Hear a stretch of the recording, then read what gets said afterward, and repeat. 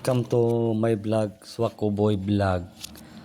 Dito guys, nagproblema na po ko sa akong chinso niya, nagsakit man ni siya kay wala na siya kusog. So ako nigi tangtang kadina kay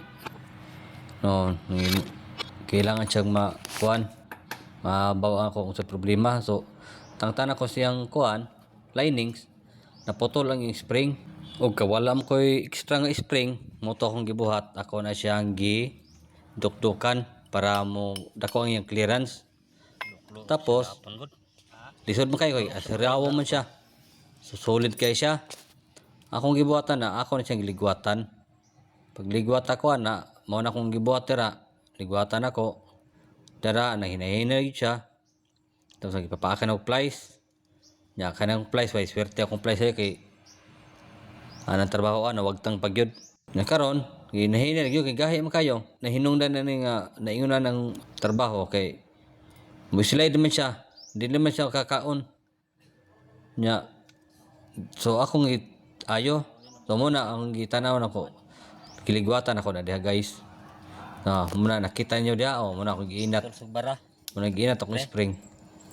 Pag inat ako sa spring, kahit mo kayo nya, lisod kayo kay kailangan siya i-align. Mas kinahawang pangitag paagi aron naadyoy mahimo nga trabaho.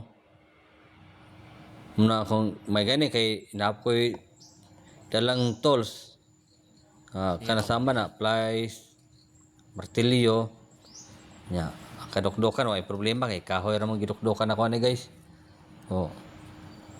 Muna may tag magsilbi ni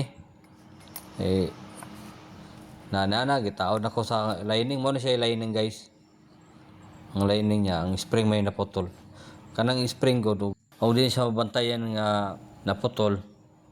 Ang tendensya na kusog mo andar sa mo kina mahibong lang ka nga wala na kaon, di siya makaon, sige siyang tuyok nya, posible magguba pa gyud ang imuhang mga makanan nimong lining, washer sa ilawom nya, mabuslot ba, daghan kayong posible nga maapektahan o di na mo bantayan dayon kay di siya makaon, sige kag revolution, sige tuyok nya. Ang katong putol nga dito nga nasa sulod, nasa drum iyang housing sa lining, kay kanang lining kana mo nang ukab-ukab niya, mo na lining nya naman siya housing.